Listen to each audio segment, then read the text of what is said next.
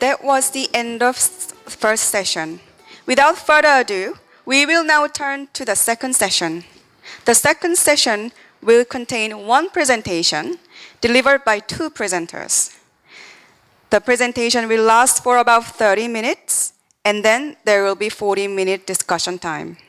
The topic for the second session is best practices and lessons on the field to achieve the SDGs. We will have Mr. Terence Jun Toриano and Mr. Tatsuya Hada for the presentation for session 2.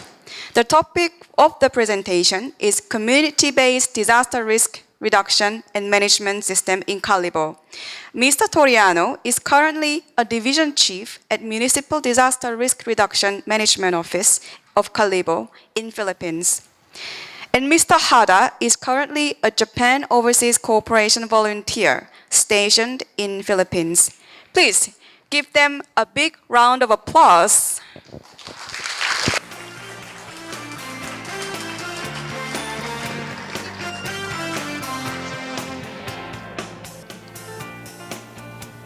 Good morning. We have to apologize. We were trying to update, based on our meeting yesterday, we tried to update our presentation in a way that it will be more concise and it will be more interactive. Instead of presenting it in as a singular person, like doing it myself and a different presentation for Hada-san, what we did was combined our presentation so that it will be more fluid and it will be more collaborative. So we're trying to check if it's being updated. So what we have in Calibo, by the way, a little bit background of Calibo. It is the capital town of Aklan. Aklan, if you guys have heard about Boracay Island, then it is the jumping point. It is the gateway in going to Boracay. That's where we live, and Tatsuya is one of our volunteers. There is another volunteer, and he is Mr. Luke William Batley from Australia. They are both firefighters. So I'll start first. So good day, by the way, everyone. We have to apologize for a bit of mix-up, but let's begin. As you can see on the first, on this one, let me explain why we featured this photo in our presentation. This is one of the festive phases of Mardi Gras in the Philippines called Calibo Ati-Atihan Festival. It is the mother of all Philippine festival that takes place in the third week of January in a loud, vibrant, and euphoric beating of the drums and melodies of the lyres. Tourism is one of our economic activities, from being the gateway to the white sandy beaches of Boracay.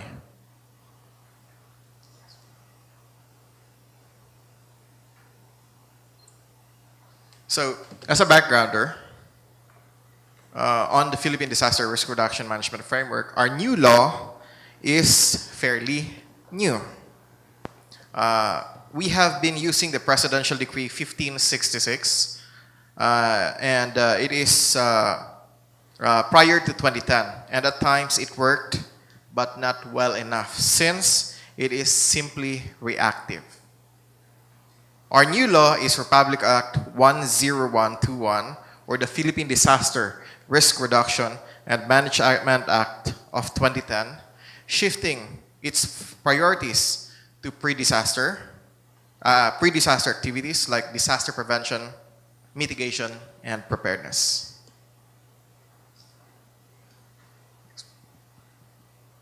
So, the lessons learned from Typhoons Ondoy and Peping in Manila, Typhoon Frank in Panay Island, and Typhoon Pablo in Mindanao is the basis of the new law and the paradigm shift in handling disasters and emergencies in the Philippines.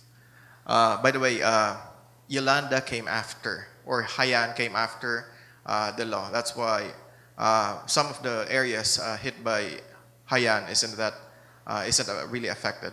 It's the first few provinces on the eastern side of the Philippines. From a centralized disaster management, it changed to management led by local governments in the area. Participated not just by the government agencies, but by non-government organizations and people's organizations. So it is cooperative, it is participative. It no longer regarded disaster as physical hazard that people are helpless to do about, but sees it as a vulnerability and that there is a need of improving resources and capacitating the populace to deal with the inevitability of climate change.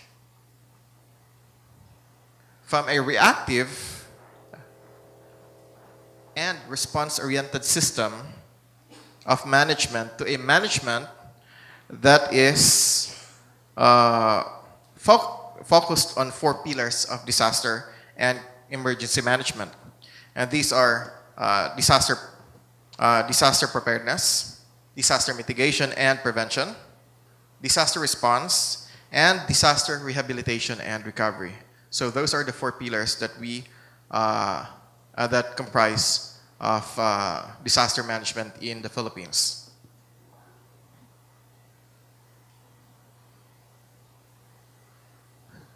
So, like I said, there is a paradigm shift from being reactive to preparedness. So, the 4-pronged approach in both national and local level is streamlined to focus 50% of the effort and budget on disaster mitigation and prevention, where on the local level, most of its infrastructure projects are geared towards a Build Back Better principle for reconstruction projects and a disaster resilient framework for new infrastructures. Disaster preparedness, on the other hand, gets a 20%, while disaster response and disaster rehabilitation gets 15%. So back before the Republic Act 10121, we used to divide our budgeting system into 4 thematic areas, and those are equally divided. But since shifting into disaster preparedness, we prioritized more on prevention mitigation, which is more in the infrastructure, followed by preparedness. It consists of training, it consists of equipage, and response, and then rehabilitation recovery. So we didn't concentrate more on the response and rehabilitation recovery, especially when your local government is prepared, then there is little need for response and little need for rehabilitation recovery. So all these are mainstreamed in the local government units plans like Local Disaster Risk Reduction Management Plan, Climate Change Adaptation Action Plan, Comprehensive Land Use Plan, Annual Investment Plan, and so on and so forth. And especially so in the Ati-Atihan town of Kalibo.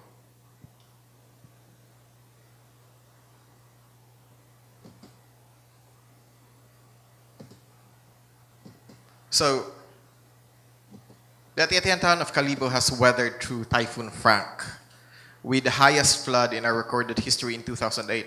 And it is our baseline in disaster management. Kalibo is the capital town of Aklan, like I mentioned. It has 16 barangays or villages with local government system.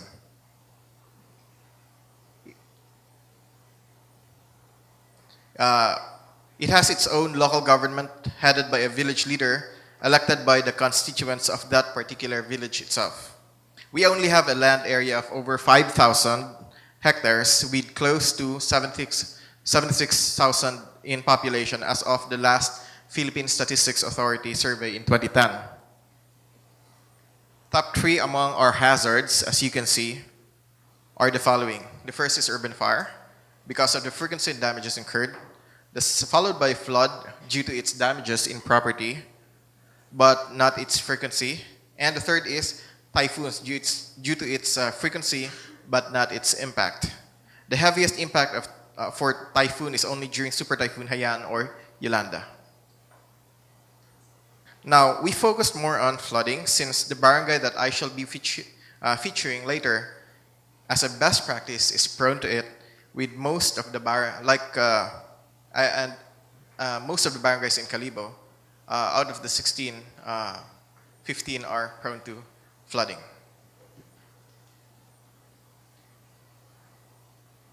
So we have to understand Calibo's community-based disaster risk reduction management. So community-based disaster risk reduction management is the grassroots approach to attain our sustainable development goals, and it involved the barangays or villages and sitios or micro-villages. It is participatory in nature, involving barangay officials, barangay peacekeeping action teams, or these are the unarmed village police, professional volunteers in the barangays, these are the doctors, nurses, or these are the residents who have professional capability in those barangays, and the Philippine Red Cross volunteers, and other local volunteers, such as the Coast Guard Auxiliary, local volunteers that are embedded in the society itself, in the community itself. So we have, like I mentioned earlier, we have 16 barangays. Out of the 16 barangays, 15 are flood prone. So that's about 90% of Calibo.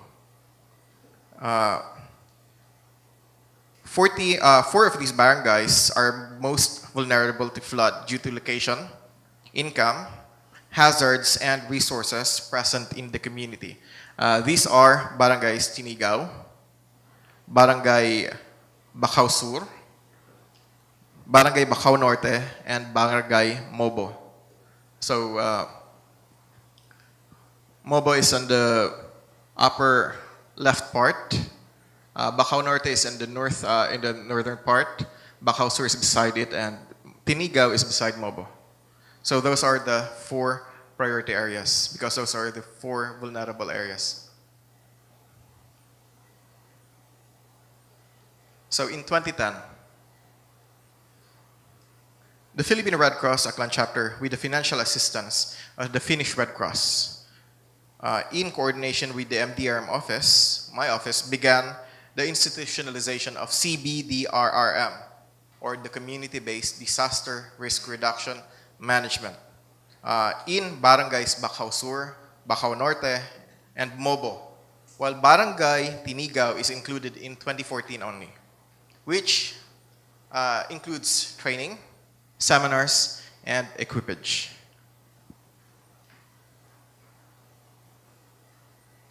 Now, in 2015, Philippine Red Cross and Finnish Red Cross turned over the full management of CBDRRM to the respective barangay officials, while the MDRRM office continues to provide technical assistance. To boost the CBDRM program, foreign experts are sought out to assist to enhance CBDRM in all 16 barangays. So these are, the first is Mr. Luke Batley. He is an Australian firefighter from the Australian Volunteers International Development. And the other one is the gentleman beside me, Tatsuya Hada. He is a Japanese firefighter. He is from JICA, and he is one of our disaster management services trainer.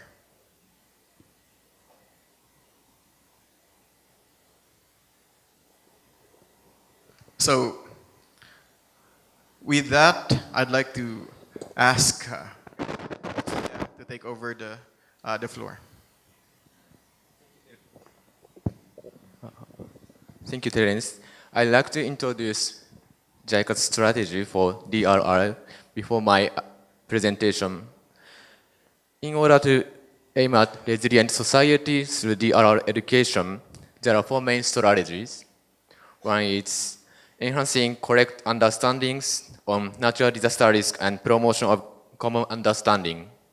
Next, implementation of risk reduction measures for sustainable development. Third, speedy and effective preparation and response. And lastly, seamless recovery and reconstruction for disaster resilient society.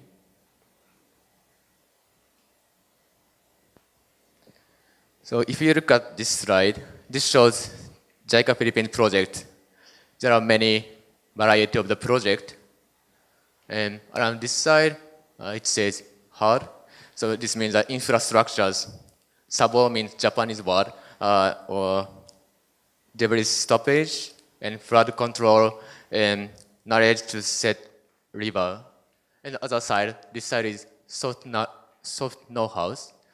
So this means local disaster risk management plan, policy know-how, it's like the education side. And others, post-disaster standby loan, and observation and early warning system. So weather and flood forecast, and earthquake, tsunami, and volcanoes monitoring.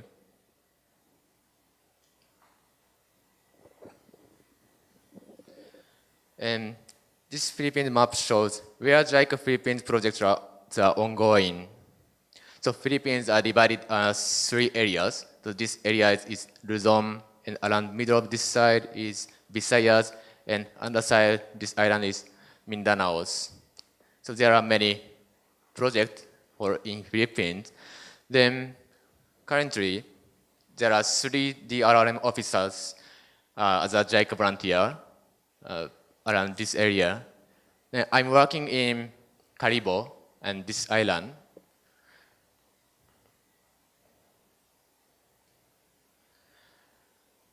So please let me introduce my background. Due to my 5 years experience as a firefighter in Niigata City, I've learned firefighting, medical, also the rescue.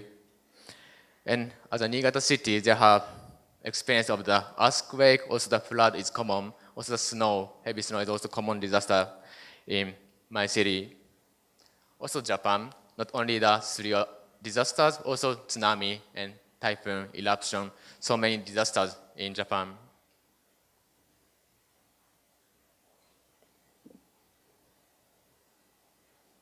And characteristic of Japan's disaster risk management is try to take lessons from the past. Ishiran typhoon struck in Japan, and this caused enormous damage, not only economically, but also those who live in Japan. So more than 5,000 casualties.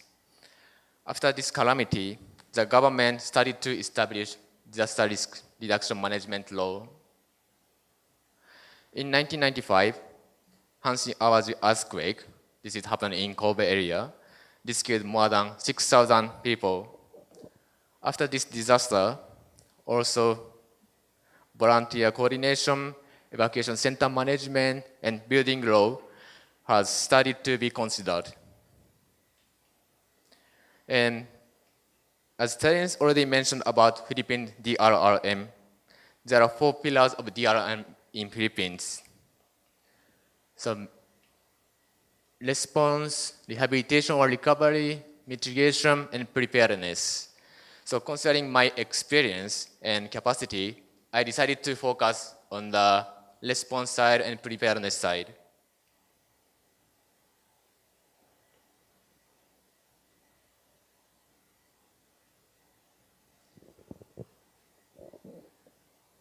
So firstly, sharing the Japanese DRRM experience and system. So this self-help, mutual help, and government help method is common for Japanese. This graph shows the percentage of rescue cases which was buried alive and confined space in 1995 as Hanshin-Awaji earthquake, which killed more than 6,000 people, and only 1.7% rescued by government. So I worked for government in Japan and Philippines as well. But what the important thing is for the residents to be prepared by themselves, because it takes a long time to receive aid and support from government after big calamity. That's why there is a value to do something with local people. And secondly, earthquake and evacuation drills. Already, our office, Municipality of Karibo, has conducted and evaluated evacuation drills in school and companies and variety places. And duck cover hold is very common reaction during shaking. But also, I introduced Japanese 4 rules that are don't push, don't run, don't talk, don't return, which is how to pretend and evacuate after shaking. So I've done earthquake drill and firefighting training so far, and also cooperation of Australian volunteer and our office, we've conducted firefighting training as well as urban search rescue. And thirdly, we are doing evacuation camp management workshop using Japanese material. This is simulation workshop using evacuation center map, layout map, and cards. These cards mean the evacuees. So participants needed to be consider where to place proper area for evacuees. So for example, people with disabilities in accessible rooms, contagious patients placed in isolated area, something like that. And already some barangays, so villages, have experienced opening evacuation center during the super typhoon hit in 2013, Typhoon Yolanda, Hayam. But according to their feedback, they didn't know what to do. So they mixed up the pregnant women, also sickness people together, one room, something like that. So after this workshop, they learned a bit how to manage and operate.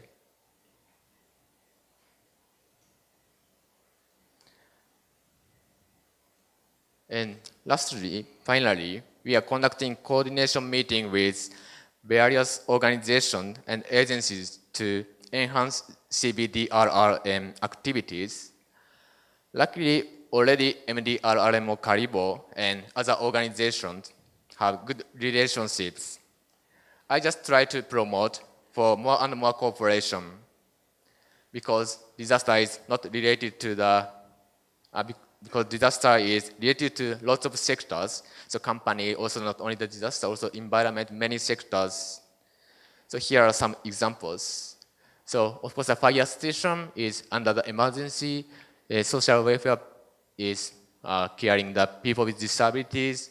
And environment sectors, also garbage sometimes called the flooding, called the drainage system.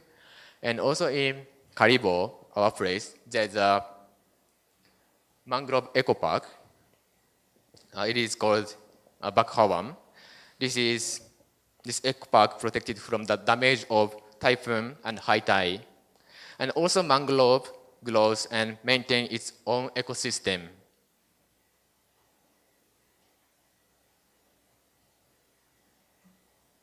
And from this slide, I'd like to let me introduce my ongoing activities. Firstly, as I mentioned before, evacuation camp management workshop is conducted.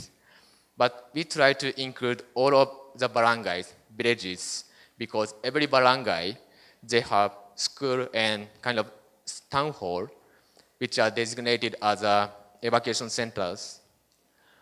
So all of them should know what to do. But before, 4 barangays, only the 4 barangays has basic training with the Red Cross, but rest of the 12 barangay, they have no knowledge and experience on the training. And secondly, while coordinating evacuation camp management workshop, we try to listen barangay's condition to understand their risk and hazards using the kind of this questionnaire, also talking to the local people, their barangay leader, also the school teachers. Because every barangays and areas have different risks and different hazards. So training, such as firefighting or any kind of training, should be arranged for not the same, but for their risk and hazards. So this kind of the research started since last May, so before 5 out of 16 barangays finished, so now ongoing. So thirdly, conduct of training of trainers. Now we are visiting all the barangays and look for the barangays which are eager to learn more about DRRM. This is because it is a bit difficult to teach and train all the barangays for the government, even though it is in their mandate because 16 barangays. So that's why we are planning to select some barangay to train, and hopefully they will teach rest of the barangays. So this connection among barangays and barangay will be useful and helpful, especially under emergency, so they can cooperate together.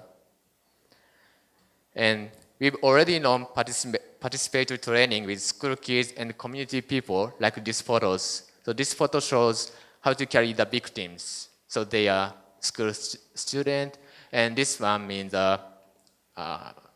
understanding for the blind people during the emergency.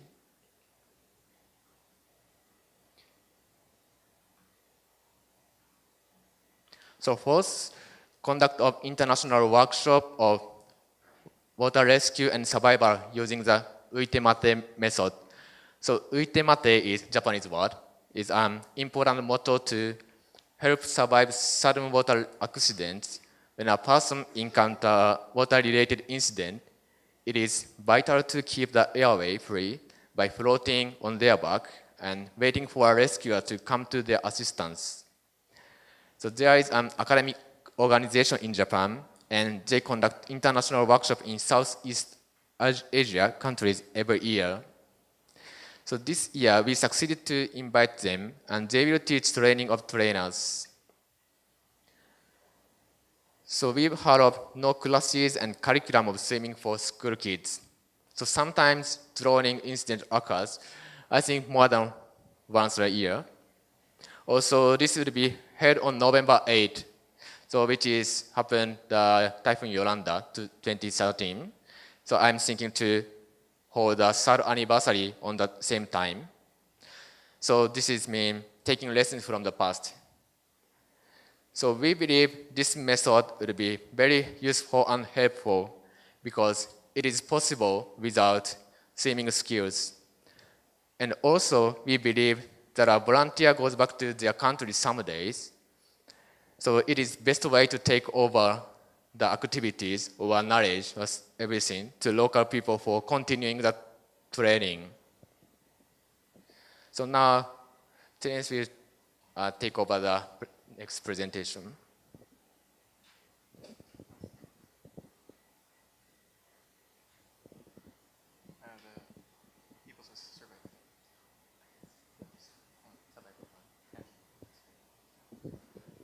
Okay, so another part of the ongoing program that we have is, well, we are trying, like I mentioned earlier, we do not have enough for disaster management programs due to local funding. So with the help of Hada-san, we will try to access the People's Survival Fund in aid to our community-based disaster risk reduction management efforts. This is a fund that's within the national government, and this was allocated as part of the post-Yolanda or post-Haiyan activities of the national government. So let me get your attention and focus on one barangay. This is Barangay Bacau Norte, or the village of Bacau Norte. It is a barangay that sits at the mouth of the Aklan River. It is divided by the river in the east, west, and south, and it faced the Sibuyan Sea in the north. It is in constant threat of typhoon, flooding, and storm surge.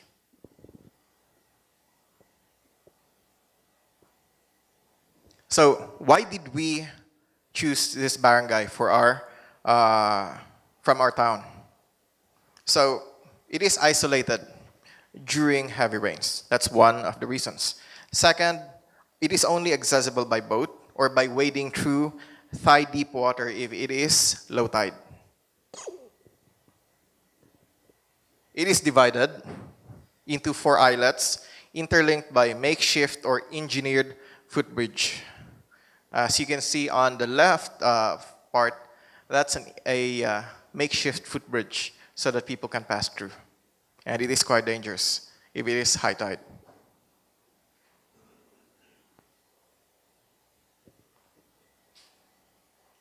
Another one would be seasonal flooding. It is not just their main concern, but typhoons and surges. Not to mention that one of the islets gets an occasional 4 inches of water in their main roadways and around their residences, and that is why they are one of those prioritized for relocation at the Barangay Briones relocation site. So every high tide, they'll get 4 inches of water around their residences, around their roads. That's one of the islets of that barangay. This barangay or village is a low-income community that relies mostly on agriculture and fishery. Another reason is that it is dependent on internal revenue allotment of 1.9 million pesos annually. That's over 2,000 US dollars, or over 2 million Korean won, or over 225,000 Japanese yen. So that's really low for disaster management.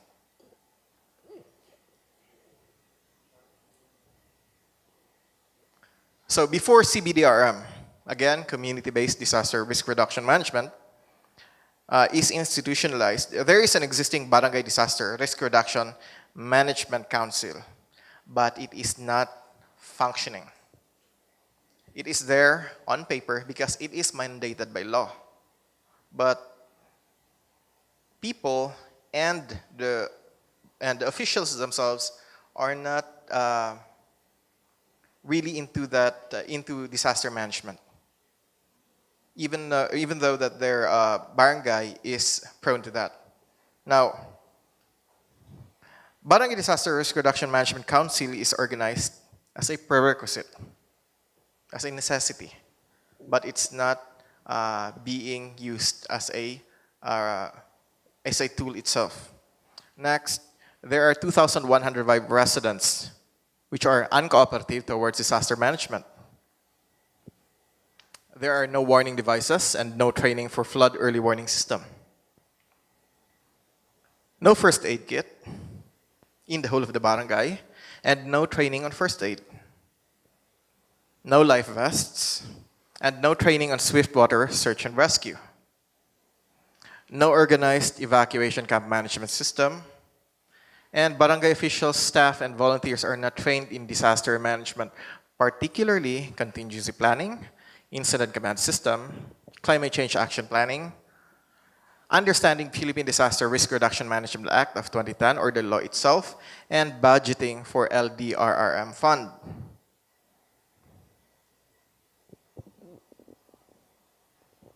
So that's the barangay hall in 2010. Now, in 2016, as you can see, there are changes. That's the Disaster Command and Evacuation Center of the barangay hall itself. So that's in 2016. So after CBDRM, the Barangay Disaster Risk Reduction Management Committee Council is organized and became functional. They became more an advocate than just participating. 83% of the residents participates in disaster management programs.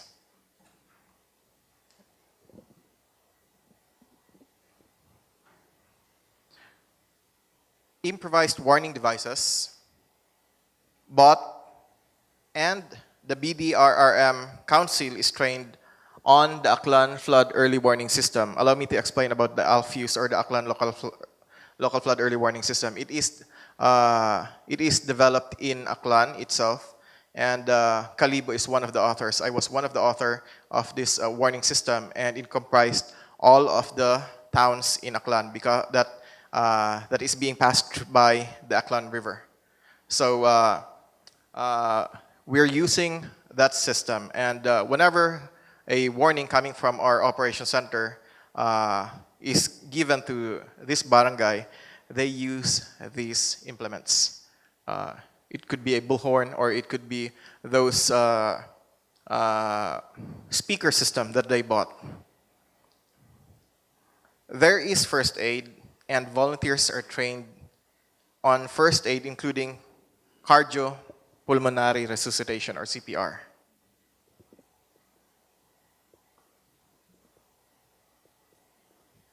Next, there are life vests now, and volunteers are trained on swiftwater search and rescue.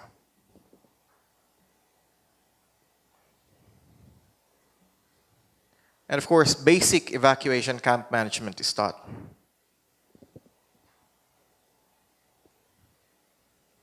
And lastly, barangay official staff and volunteers are now trained in disaster management, like contingency planning, incident command system, climate change action planning, understanding the Philippine Disaster Risk Reduction Management Law, and budgeting for the LDRRM fund. So those are the barangay officials. Well, as an advocate for women's rights myself, and president of a local NGO chapter of Men Opposed to Violence Against Women Everywhere, or Move Kalibo, we developed a training module on gender and climate change and understanding risk reduction to educate the people living in the coastal community, where cases of gender-based violence is recorded. This module is now the benchmark of the Philippine Commission for Women and the Agencia Española de Cooperación Internacional para el Desarrollo, or ACID, which is a Spanish agency similar to JICA and KOICA. And this is for gender climate change training all over the Philippines under the projects and programs of PCW, or the Philippine Commission on Women.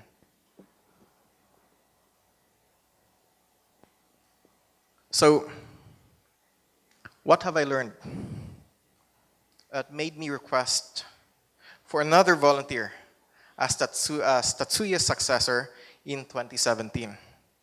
So, first is discipline.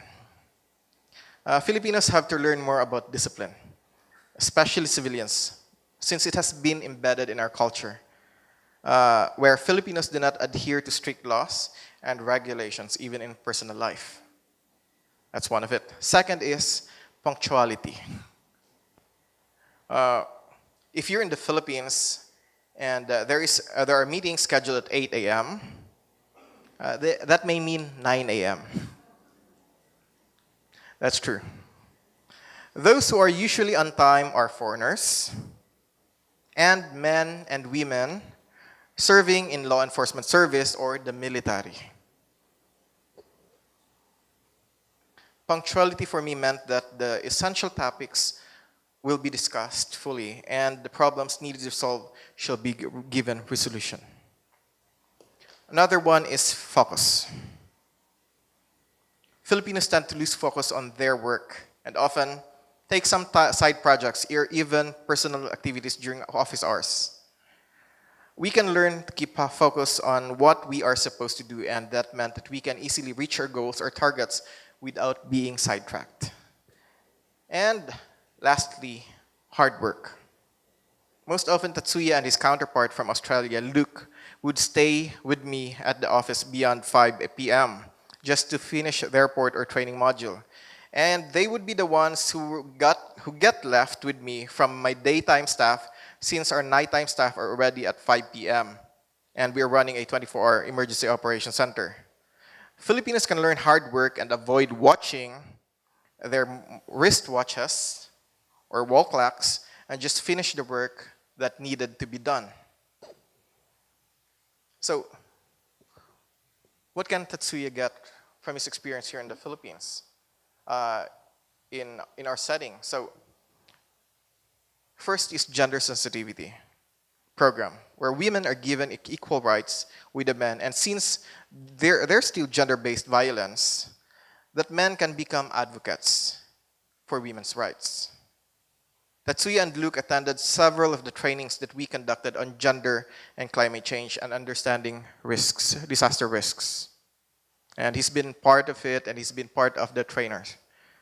So that's one of it. Second is close family ties and extended family ties. Now, Tatsuya's family has been in the Philippines, and I've seen that they are close. But what I'm talking about is that Filipinos economically, in general, are low-income earners. That means that sometimes they needed help from other family members, and it is easy for them to be close to each other. Because if they don't have the resources, their family would provide for them. And that's one of the advantages. There are disadvantages, of course. But the next one would be resiliency. Now, why resiliency? Let me quote one of the disaster assistance response team members who is assigned in Calibo, Senior Chief Petty Officer Joe Abando. He is a Filipino-Canadian, and he was assigned post-Yolanda to assess the damage of Haiyan in the Philippines.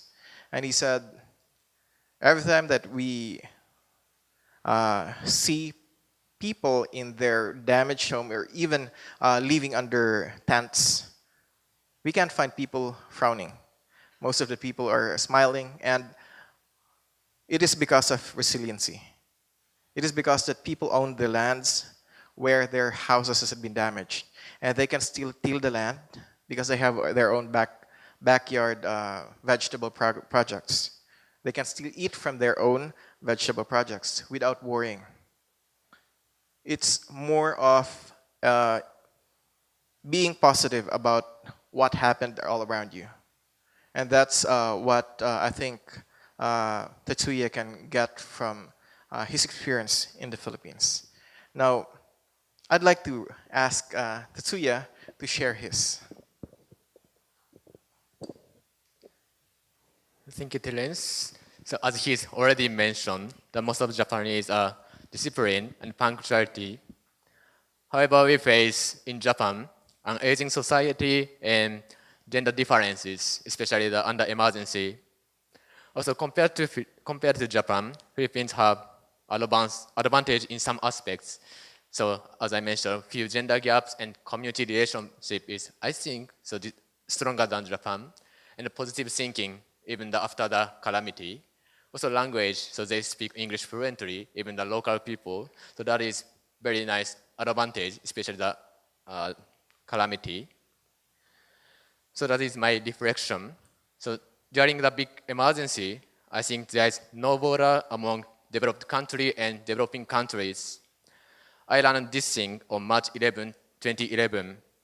Japan is called one of developed countries, but more than 163 countries and 43 organizations, such as United Nations, supported in Japan. So our relationship between Japan and Philippines, also all over the world, cooperation will be building back better in the future. So this is end of our presentation. Thank you for listening.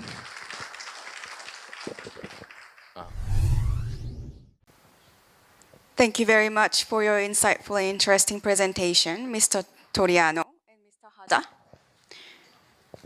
We will now have discussion and Q&A time. We will have Ms. Maita Alcampado as a moderator of the session. Ms. Maita Alcampado is a senior program officer at JICA Philippines office. We will have 4 panelists, including Mr. Tatsuya Hada and Mr. Terence June Toриано. Also participating will be Mr. Jose리토 Casas de Vera and Ms. Tisombono Ounabong. Mr. Jose리토 Casas de Vera is an executive director of Philippine National Volunteer Service Coordination Agency. Ms. Tisombono Ounabong is a director general of the Department of International Cooperation at the Ministry of Planning and Investment in Laos. Please welcome them to the stage with a big round of applause.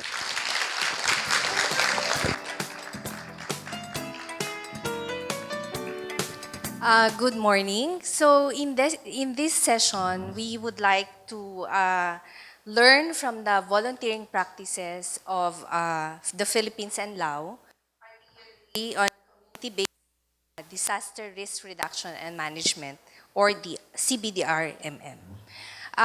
Let me go straight and begin with Terence. So I would like to know, based on your presentation, what is it that's unique in your activity on CBDRM? Basically, it's more of the approach that involves volunteers. Like as you have seen earlier, it involved volunteers from Finland, volunteers from the Red Cross local area, volunteers from the local area, volunteers like Luke Batley from AVID, and Tatsuya Hada from Japan. And we are expecting more volunteers because our office also is a pilot area for the volunteer service program under the Department of Interior and Local Government. So we also have volunteers from the professional level, like emergency medical technicians, nurses, engineers, architects. And we are trying to develop that as part of our local system that we can promote volunteerism in the local area. Now, those volunteers are geared toward attaining our SDG. And like I've mentioned earlier, it's gonna be a long path, but it is a path shared by everyone. And it will be more attainable if you've got experts from all over the area and from all types of field who's working on attaining our sustainable development goals. Thank you. What about for Hada-san? How do you think your work as a volunteer has contributed to the resiliency of the community or enhancing the capability of the community? So enhancing community. So I could say I'm just a volunteer, so I can't do all of the things. So, but I could say I could contribute. I sometimes do letting local people what already they have. I think already the local residents have all material, also their knowledge and experience. So actually, when I was in Japan, I didn't know a lot about my place and what I'm doing sometimes. So I'm trying to train the local people so they have already the experience of the disasters. Also, there's nice community relationship. So I keep trying to tell them. So I think it's very important to have confidence of themselves, also their place. So I think that is to enhance their capacity, also their community is getting more stronger. Yes. So for Ms. Sisombong and Director De Vera, I would like to listen to your views. I think you've had experiences and observations on the field. How do you think have volunteerism touched the lives of the people in Laos and in the Philippines? Okay, perhaps I should start first. Jose, yes, thank you. So allow me to first express my great pleasure and honor to be here in the first KOICA Forum on the international volunteerism. And I would like to share with our good practice in terms of the volunteers working in the countries, both JICA and KOICA volunteers. So previously we have heard about how the volunteers working in Philippines in terms of the community base on the national disaster risk and management.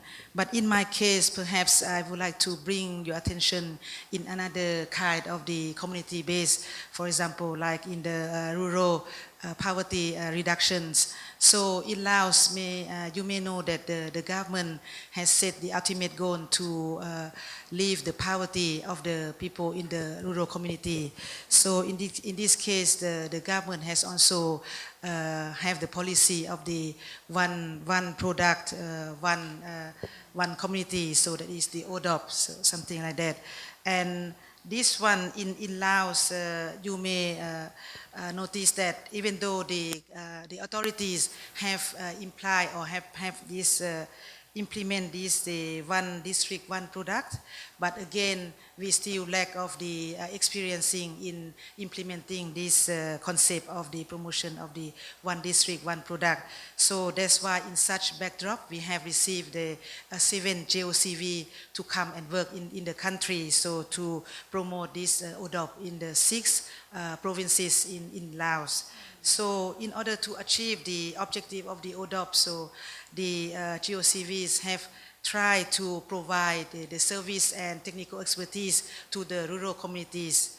But I would like to highlight that where the difficulties lies, and this is where we can find advantage of the GOCVs working in the rural communities. For example, like in order to achieve the objective of the one product, one community, so they have to find the prominent local products and improve quality of the products and so on.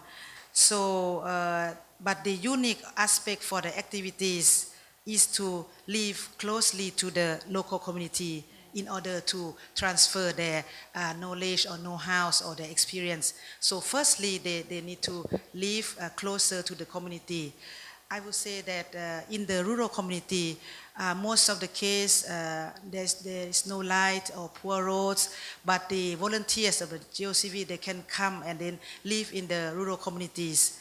And another thing is they have the good advantage of speaking Lao language.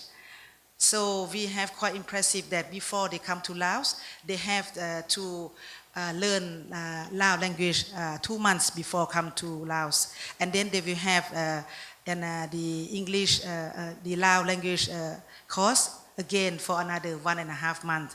By having these skills or experience of speaking the native language, this is the good advantage of working with the people, especially in the rural communities.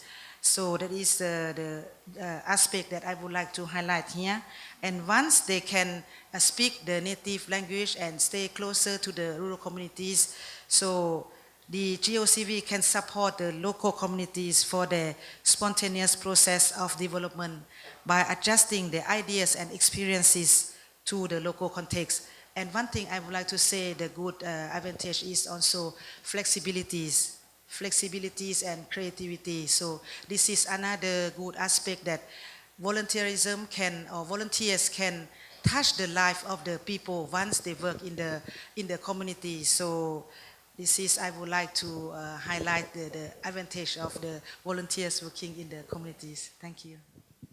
Thank you. I agree. It's really important to know the community. And I think once the volunteers are on the field, they start to know the people, the characteristics, they can really address and put themselves in the situation of the community. How about in the Philippines? First of all, thank you. Thank you, Si Sumbong. I know that ladies are always the first to respond to tougher questions and tougher tasks in life. But again, unlike Richard, I might start as a storm and end as a breeze. And I hope I could impart to you some messages. First, let me first give you an idea of how international volunteerings or volunteer service become part of the overall development program in the Philippines. And I'm glad to take note that we have developed and formulated what we call a framework for international volunteer service in the Philippines. It's looking at the priorities of the Philippines and also looking at the different country strategy programs of our partners. I know that JICA would have its own country strategy program in the same way that KOICA would have, as presented earlier. And that would be true for the other program partners of the Philippines. And I usually tell them that it takes two to tango. It will not take us because, of course, as part of the technical cooperation program, it should be the Philippines who should first decide on what would be our needs and how these needs could be responded to by our program partners. The second is, again, looking at the presentation of Terence and Hadasan. I cannot add more, lest I might subtract from their presentation. But let me put my own sense of worth of thinking. First is that the RRM became a priority even for international volunteering because of the recent experiences of the Philippines. And I know that we can learn more from the experiences of other countries. The Philippines is one of the most prone and disaster countries in the Philippines. I'm not quite sure we're ahead of Japan or Japan is ahead of us. But for instance, right now, we're predicting that the Philippines will be visited by at least 15 typhoons. And I hope these typhoons are more of a breeze rather than storms. And we're facing with that. And looking at the geographic and vulnerability areas in the Philippines, Calibo might be visited again. And the rest of the other areas. The other one is our anticipation that there will be a big one. Of course, the big one already happened in some parts of the, I would call the Pacific Rim. And it's something that we're looking forward, and we would want the country to be prepared for any eventuality. And that's something that we're looking when we prepared our, what we call the National Disaster Risk Reduction and Management Framework. And there are certain gaps that we have experienced in the past, and one of the gaps is really trying to mainstream national DRRM with local, and eventually letting the local people, the local communities be empowered and assume greater responsibility on this particular area. And of course, it's easier saying than doing, because we need to empower local communities, local institutions, local organizations. And that will mean looking at both the vertical and the horizontal coordination at the local. And starting at the barangay, if the barangay is a vulnerable area within a particular geographic condition. And for us, again, it's looking at where international volunteer service could be appropriate, given, of course, the experiences, like why we're having an Australian volunteer and in firefighting. Of course, we know that once in a while, I would not say more frequently, Australia is beset by bushfire. And they have this kind of experience and system for firefighting. Why we would want JICA to assist us through their GeoCV? Because we know that JICA has a holistic program in the Philippines on DRRM. And we would want that particular component on volunteering to be a major intervention in terms of mainstreaming local DRRM. And that's also one of the goals that we would want to achieve. The third is really looking at what I call the paradox of volunteering and the paradox of change. A volunteer mission and goal is really to bring a change. And for us, more importantly, the change should happen at the local community. So a volunteer has to play a role model, because eventually he is seen by the community as a volunteer, an international volunteer. At the same time, he is seen as a Korean or a Japanese or an Australian. And usually these images are intertwined, and eventually they would look at you as a Japanese. And they would say, now we know how a Japanese would react and prepare in a disaster. In the same way that in other intervention, they know that it's a Korean working, and they know that a Korean is also as hardworking as a Japanese. It's a paradox that I call, because if the change is not seen in our volunteer, how can you influence other people to change? So the change must come from within, so that you can influence change from the outside. And for me, that's very important role of a volunteer. Otherwise, we'll be trapped in what I call a paradox of volunteering and a paradox of change. Because eventually, if you cannot influence even one, and I know that Hadasan has influenced Terence and has influenced the 4 barangays, and now moving towards influencing the other 16s. For me, he's getting outside that particular paradox of change. I could add more, but I would want to stop lest I get the message that my time is over. But what is important is that as a recipient, that's why we don't want to call you us as a host. We would want that you as a program partner call us a partner. And more importantly, look at the community as a partner of your volunteer. Because it's something that is being given to us. It's an offer, but eventually ownership and sustainability rests with us. Because once Hadasan leave the Philippines, can we still do the training? Can we still have the evacuation camps prepared? Can we still have this uitame? So it's really a lot of questions when a volunteer leaves the country or their place of assignment. Then who would be responsible for this? It's us, it's the Filipino community, and of course it's the partner. So that's always a big question when we look at international volunteer. When you leave, what's next? And of course, in the RRM, I don't want really to use the word resilient, because it's really just going back when you first started. And when you first started with Filipino time, no discipline, you're just returning to that kind of situation. Again, let me stop and let the others throw in their questions. Thank you.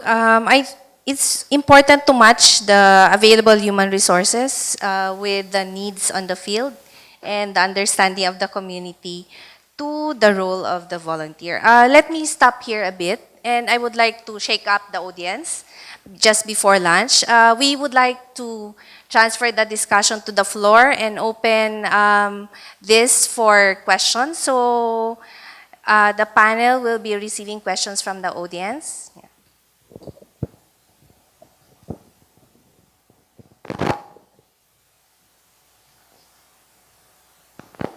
This is a question to the Philippines and Laos. Since volunteers are assigned at different sectors, how do you set the objective indicators and monitor and evaluate the contribution of volunteer service in relation to the achieving the SDGs? Thank you for your question. I think first the government has set the targets or the goals for the development agenda in the country, and where is the gap or the difficulties in terms of the development, we seek assistance or the support of the volunteers. So here volunteers can come and play an important role in terms of the providing services. I mean services here, like transferring of knowledge and know-how, and then technical expertise to the host or the not the host but the government or the country that they come to work. And after that, the volunteers have to follow the guidance or the government priorities of the country based on their expertise. That is the first thing. This is very important because the ownership have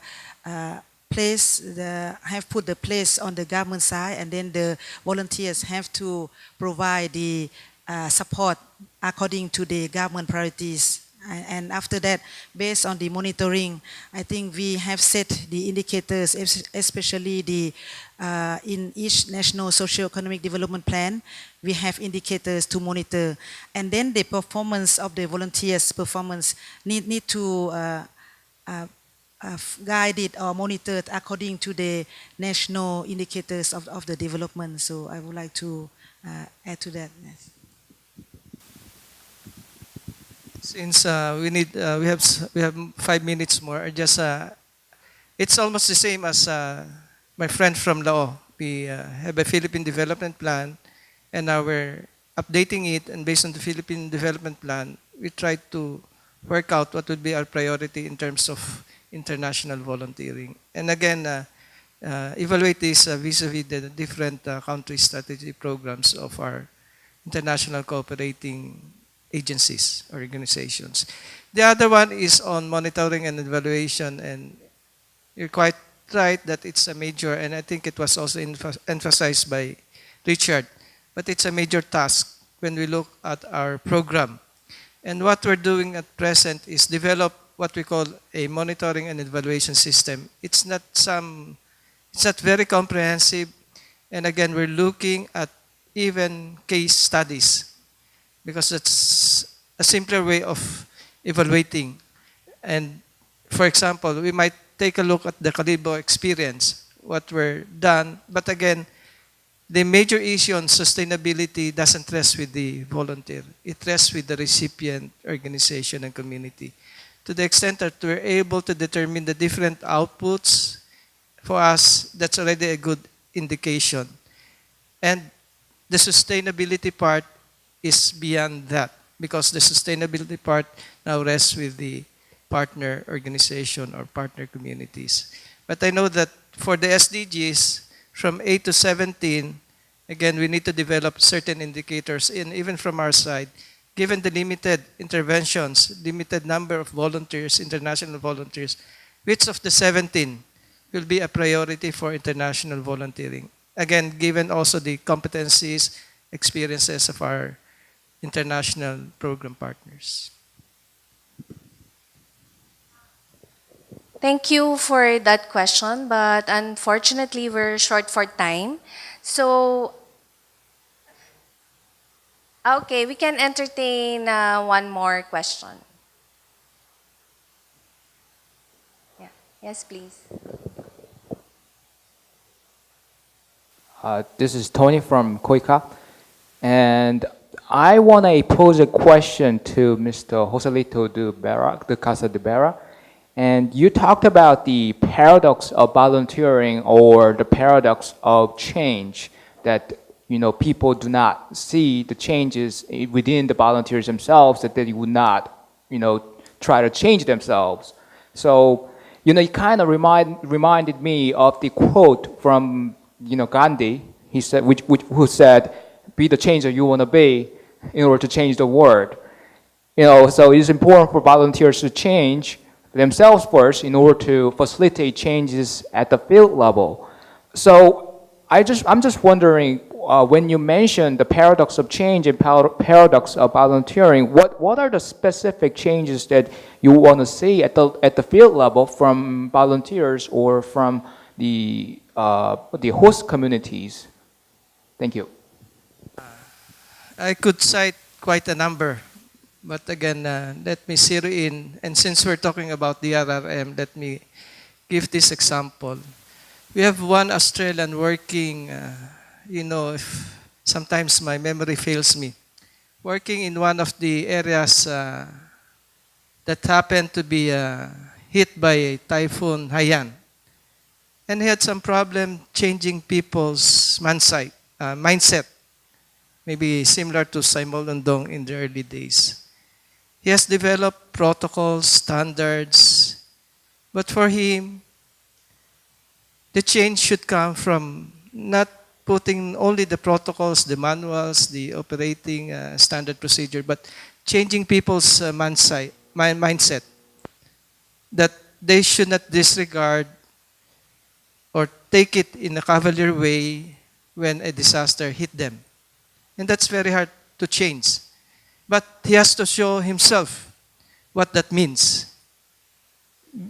Because if he cannot show to the community what that means, then he wouldn't be able to change people's mindset. And that's the critical challenge for him. And in fact, when Typhoon Haiyan hit that particular area, people were ready because they have already a different mindset about what a disaster is and how a disaster would affect their lives.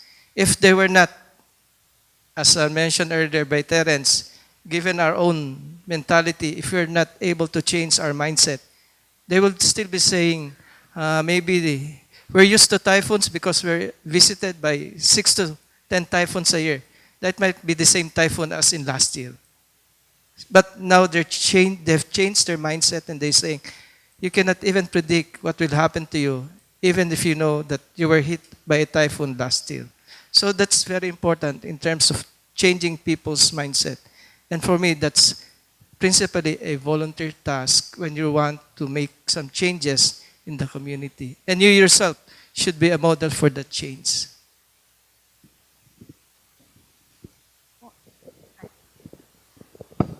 Sorry, I would like to add to Mr. Jose have said, even though he haven't posed the question to me. I think the important thing is to build the trust to each other. You want to change people's mind, but once they would like to accept what you have to transfer to them, I think both sides, building trust is the key words here. So I would like to add to that. I usually talk to our volunteers and I usually reminded of my 3 big C's. One C is, I would call it trying to communicate properly. That's for me the first C, communication. Because through proper communication, you build trust and you build a certain relationship. And for some Filipinos, that's very important, as presented earlier. The second C is really collaboration. And that's something that should be impressed on the partner organization and the community. It's not them just working. It's both of you who should be working. And the third C, if the first 2 C's fail, and then I exhort them, look at the third C.